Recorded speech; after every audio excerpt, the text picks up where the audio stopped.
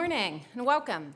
My name is Elizabeth Baker Keffer, and I'm Vice President of the Atlantic, and I wanted to welcome all of you to the first full day of programming at the 2011 Aspen Ideas Festival. And welcome to this session underwritten by Allstate, which is part of our State of the Union track and is called Finding Common Ground in America. Are you a pro-regulation liberal, a pro-business conservative, a cooperative optimist, an urgent pragmatist, part of Generation Squeezed, or heaven forbid, part of the disengaged? I think everyone has taken the quiz already, taken the poll, and self-identified with a sticker. This morning, though, what we are going to be about is looking at the first unveiling of the results of a poll conducted by FD and Allstate, looking at how Americans view themselves and how Americans make decisions, and introducing a new framework and new vernacular to take us out of the two-party system and into looking at how Americans are making decisions now based on the solutions and how they want the solutions to be approached rather than based on two parties. So this morning's session is underwritten by Allstate, and we will be joined by two individuals here, Tom Wilson, who's Chairman, President, and CEO of Allstate. Tom has spent much of his career at the company, rising up through the ranks of CFO, COO, President, and now to his post of Chairman. Allstate, as you probably know, is the largest publicly traded personal lines insurer in the U.S., now serving 16 million households. Second, I'll also be joined up here this morning by Ed Reilly, who is the global CEO of FD, which is a strategic communications firm, which is part of FTI. FD conducted the polling this morning that we'll be sharing with you. Just a little bit on the flow. Immediately when I leave the stage, Tom Wilson will come up and give a welcome from his perspective in Allstate and also set some context for this morning's discussion. Second, Ed Reilly will come up and give us a deep dive on the research that FD conducted. Tom will then join us again to give more of an Allstate perspective on that research. And then we'll move it to you all. We have everyone at tables with discussion leaders, and we have a series of questions that we'll go through with you. So we are very grateful for your participation this morning. And at the end of that discussion, we'll have Tom give us a quick wrap up, and we'll be finished at around 8:45 this morning. So thank you very much. This is a new type of session we're doing where we're inviting a lot of your participation. So we are just really grateful for you for being here. Thank you, and I'll turn things over to Tom Wilson.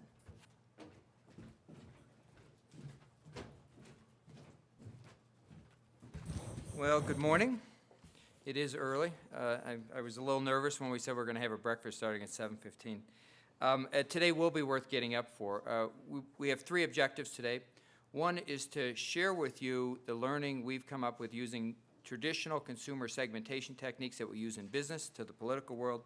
Second is to engage you in a dialogue about those so that we can push that forward.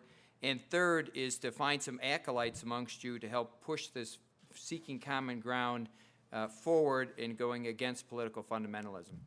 So you might say, well, how did Allstate get here? You know, why did an auto insurance and home insurance company and retirement company end up talking about consumer segmentation? It was really good intentions and good partners.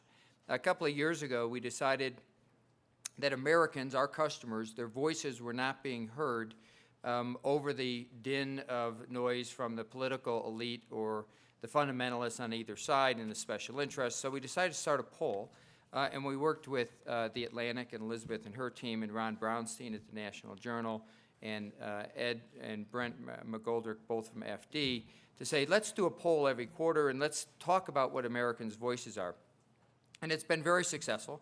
So we had great partners in getting here. And what we learned was that Americans, they believe in America, they are optimistic, and they believe in our way of life, that they understand economics and politics, that they are focused on jobs, education, and fiscal prudence, that they believe in individual accountability, that they see the good and bad in both the public and private sectors. They see our world really for what it is.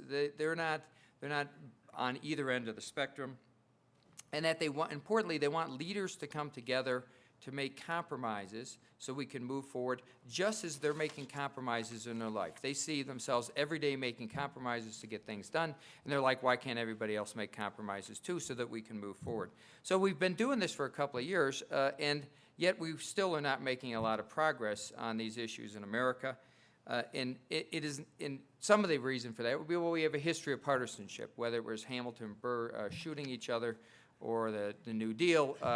There's been a history of partisanship in America, But we said, that's not good enough. It's not good enough to just say that because there's partisanship, therefore we should not move forward. So what we did was we chose to participate in the way we know best, which is to look at the political landscape really as a market and say, if we were a company trying to segment this market and you had two competitors, one red, one blue, how would you look at the market differently than they look at it and see what learnings you could have to try to find common ground? And so we approach it in that way. Ed and his team have done a fabulous job doing that, and Ed is going to share those results with you, so that'll be the share part of our goal today. Then we're going to use it, which is have a dialogue at your tables, and then we'd like to work forward with you as to how do we carry this message forward. So with that, I'd like to ask Ed to come up and share the results.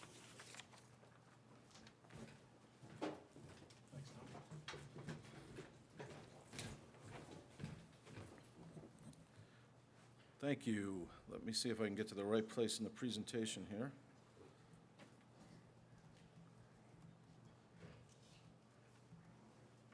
Okay. Are we on? Let me begin by just saying that, first, thank you very much to Allstate and to the Atlantic for giving us the opportunity to work on this together. It's been an interesting project. And it builds on, as Tom says, 9 surveys that we've now done of American public opinion, beginning with the first quarter of 2009. And so we've been in the field during this very volatile moment, sort of looking at attitudes and opinions of American voters and how average Americans are experiencing the recession and the economic conditions that they're dealing with. So a lot of our work going into this traditional public opinion research that we've done with voters also helped to inform this segmentation study that we've done that tries to take a different cut.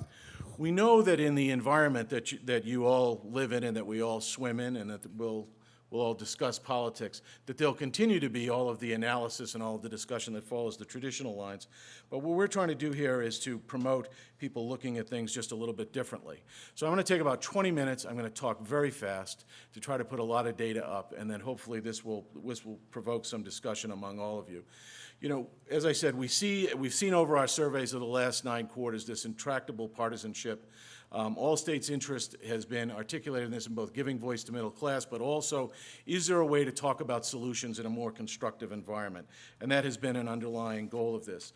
We often see, the discussion in Democrat, Republican, and then these groups that fall out of it that get targeted during various elections, such as soccer moms or NASCAR dads, and looking for even smaller swing votes. But our question is there a way to look at this that is even more broadly based on, not where the base is or not where the minor swing votes are, but what are really the experiences of the customer. So in terms of the current discourse, we see, these volatile elections we've had, big swings in majorities, this going on not only at the federal level but at the state level.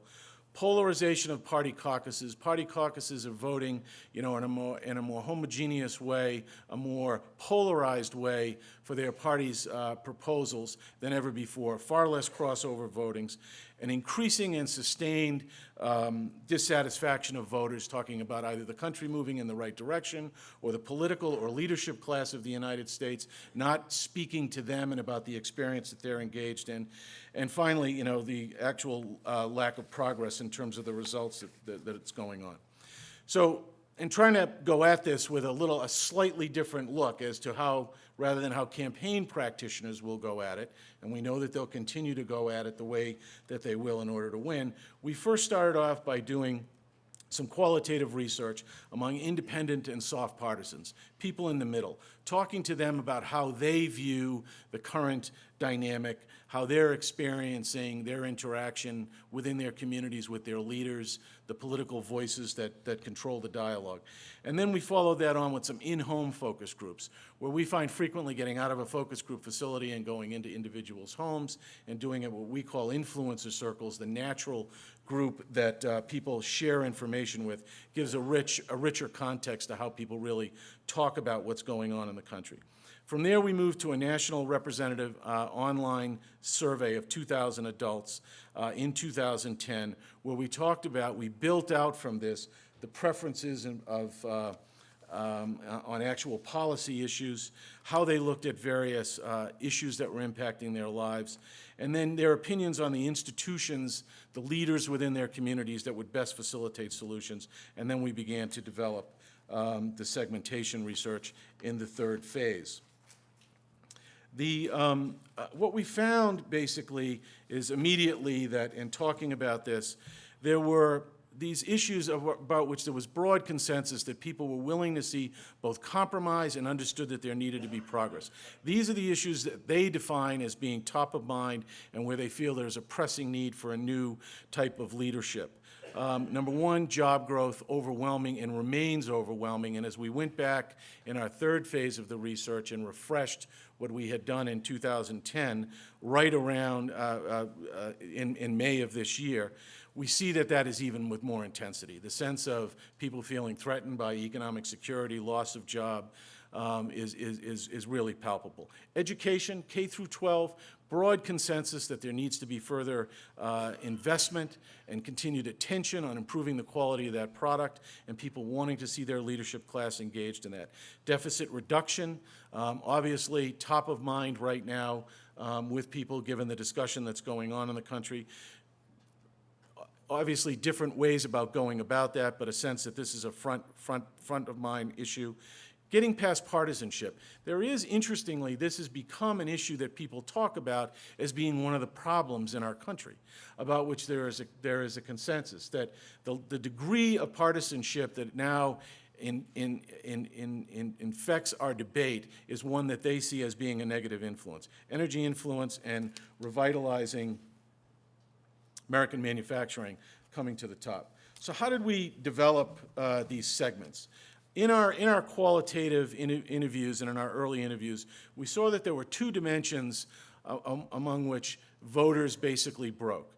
One was, those who tended to say that they wanted to see public sector driven or collective action to bring about a discussion of solutions and remedies. And on the other side of that, those who wanted to see more private and individual responsibility for creating progress in that area. So that is the horizontal axis.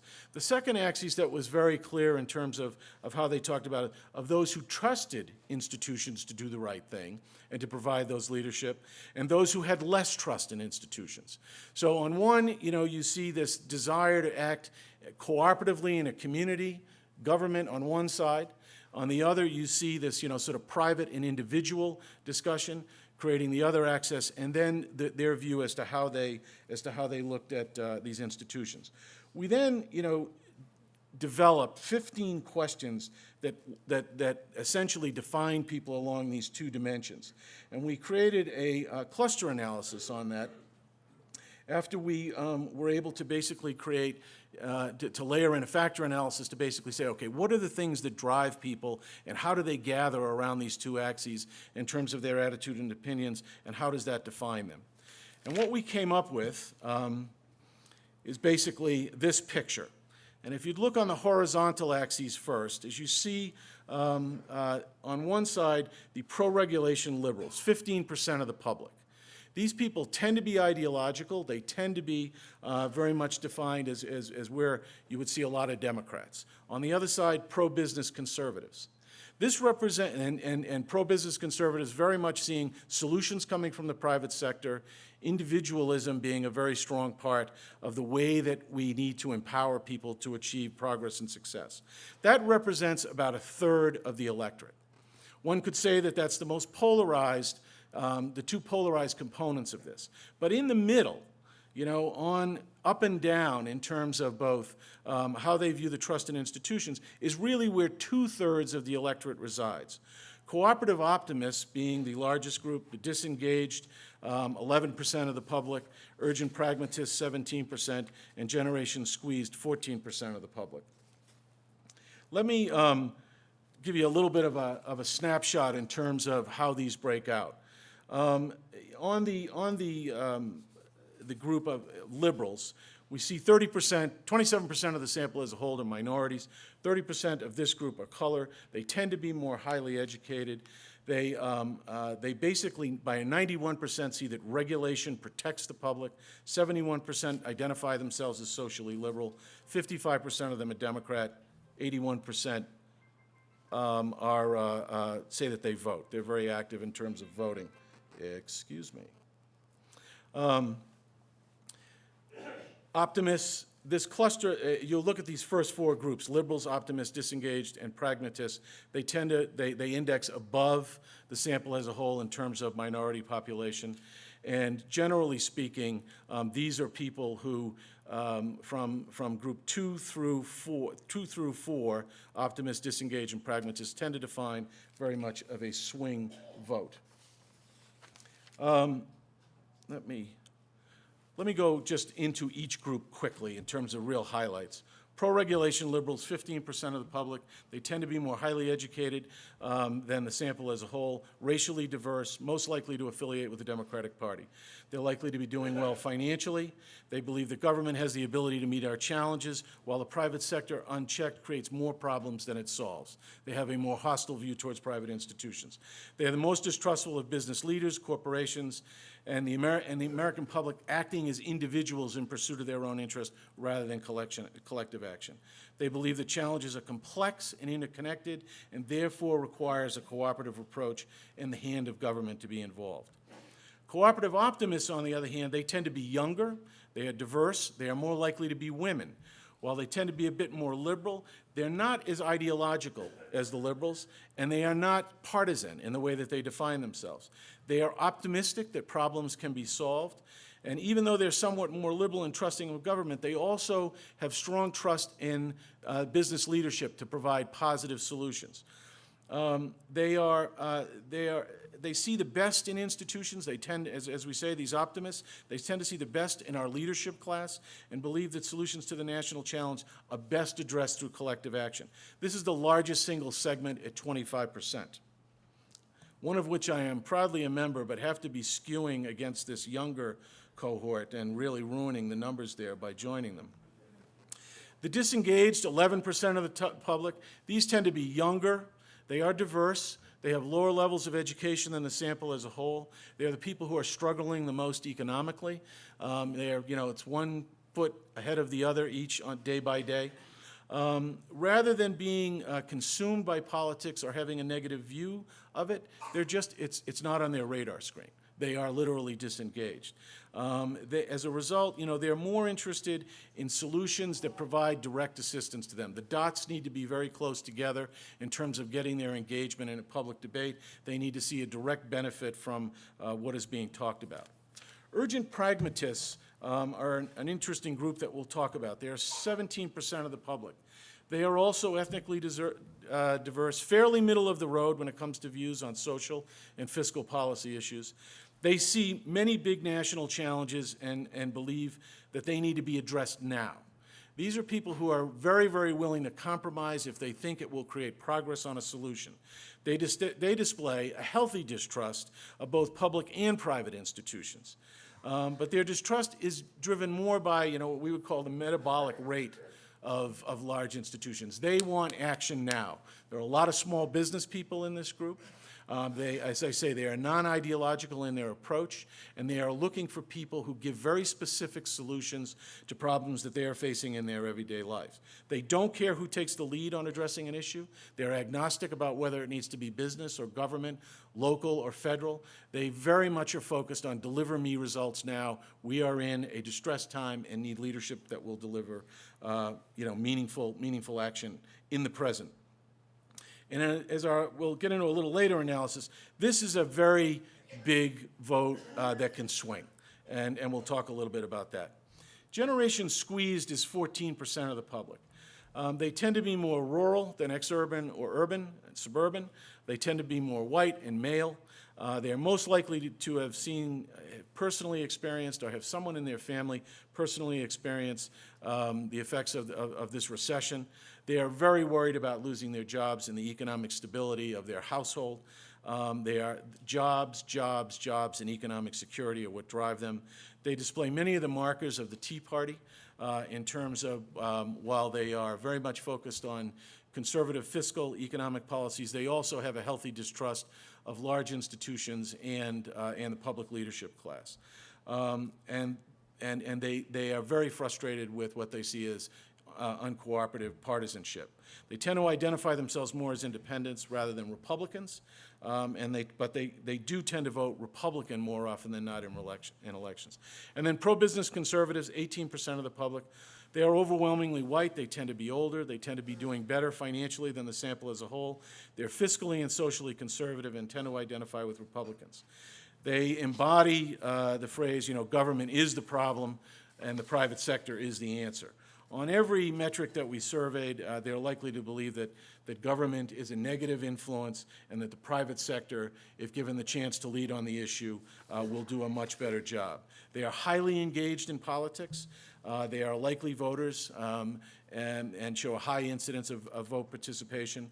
And they are very much the other margin point of the pro-regulation liberals. We have the pro-business conservatives on this side. And their level of political activity is one that would clearly be defined as being in the base. To go back to our red-blue definitions, which this survey is not about, but just to connect the dots here, this is how these folks voted in 2008 and 2010. So you see in the upper left quadrant with the pro-regulation liberals that this is very much of a Democratic segment. You see in the lower right, this is very much of a Republican, and then you see the four segments in between. The one thing that I would draw your eye to, we talked about urgent pragmatists, is in 2008 and 2010, you see the significant drop-off between those who voted Democratic and then those who dropped off in their support of the Democratic Party, and an elevated lift in those who voted for Republicans. And you see also in Generation Squeeze a tick down with those who voted for Democrats. If we look at by partisan identification, how they self-identify, you see 55% of pro-regulation liberals identify themselves as Democrat. You see the flip side view of that in pro-business conservatives with 60%. But then you see a much more mixed and textured view in the middle, and you begin to see, particularly with the disengaged, urgent pragmatist, and the squeeze, the dominance of those who identify themselves as independent voters. But when then you look at independent voters, who we frequently talk about in this red, blue, Democrat, Republican, Independent as an emerging group that is somewhat monolithic, you see that they themselves are all over the lot. The largest group within those who identify with optimists, followed by urgent pragmatists, and then pro-business conservatives, pro-regulation liberals down the line. So again, when we talk, in the traditional terms of Democrats, Republicans, and independents, you see that independents themselves are a very, very mixed constituency when we look at it this way. We then asked about, on the economic issue that's in the news today, we then asked about the issue of openness to deficit reduction ideas. And I just wanted to, again, hopefully to provoke some discussion on this. There seems to be broad consensus among all groups, with the exception of conservatives, that increasing taxes on families making over $250,000 a year is probably a way to pursue deficit reduction. You see means testing on Medicare as being agreed across the board as being a likely solution. And then you begin to see things falling apart a little bit. Reducing defense spending also remains strong consensus that we need to move there, only with pro-business conservatives saying no on that. But then on increasing Social Security, retirement age to 70 by 2032, very mixed bag. Eliminating the home mortgage interest tax deduction, a more negative look. And then on gradually reducing Social Security benefits by 2032, you see across the board no on that. So again, while you look at these issues, there are areas of consensus that emerge that could be acted upon. You begin to see how that begins to move with each of these different segments as you move down into that. Again, to go back to the traditional definition now, if you were to look at this at, red state, blue state, swing state, you really see that when you look at this on a state-by-state basis, there isn't much of a difference between the different voting blocks and looking at these top three issues on which there's consensus. Increasing taxes on families who make over $250,000 a year, tying Medicaid benefits, essentially means testing Medicaid benefits, and reducing defense spending. With the exception of red states, there is a statistically different take on the $250,000 per year proposal as a deficit reduction matter, where it drops down to 62%, but it's still at 62%.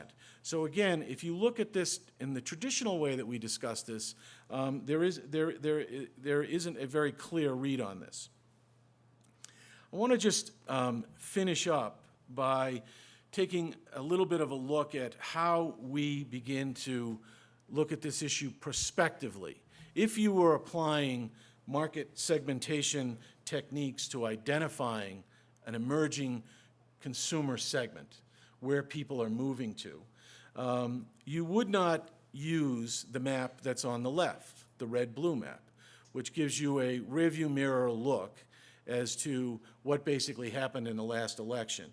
And then we've taken the state of Colorado, a high-growth state where the population has increased by 17%, where there is dramatic change in the demography of this state.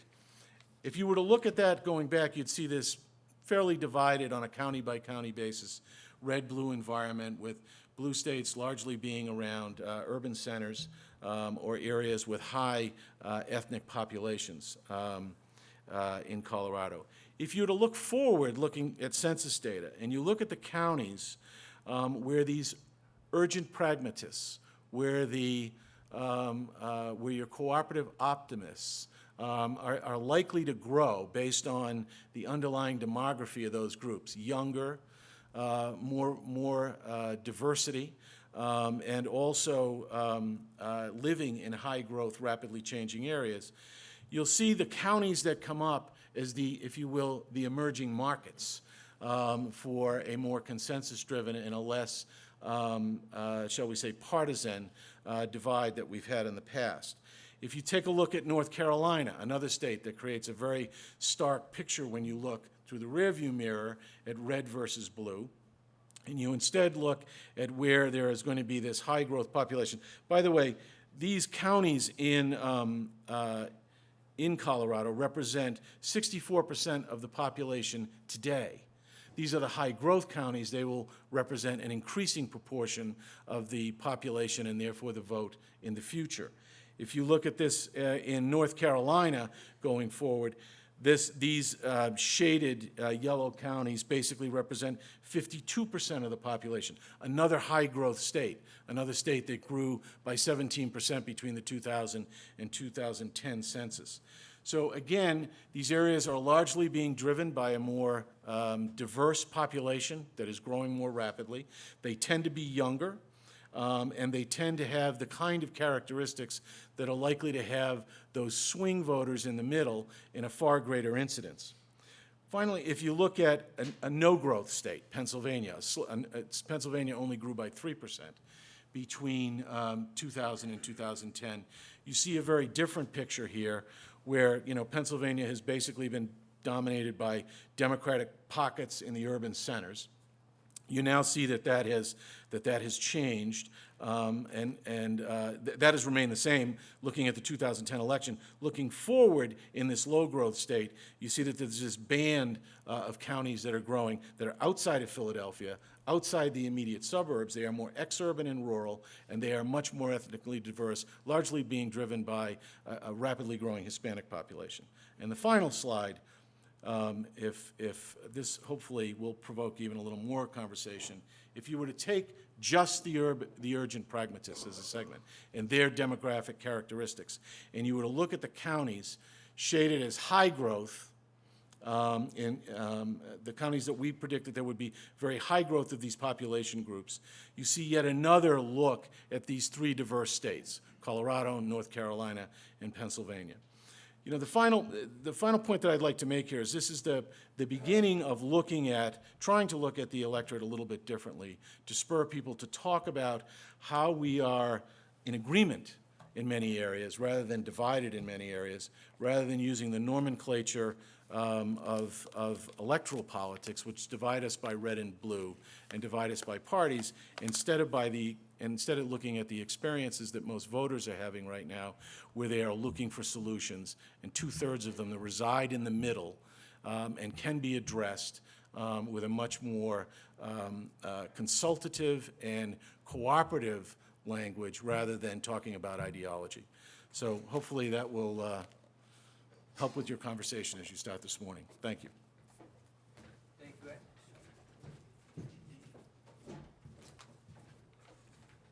Thank you, Ed. That was a wonderful job. They've worked quite hard on this over a long period of time. As you said, we started this in 2010. How many of you were surprised by the segment you were in? A few, but not many. I was surprised by mine. It made sense to me when I actually went back and read through it.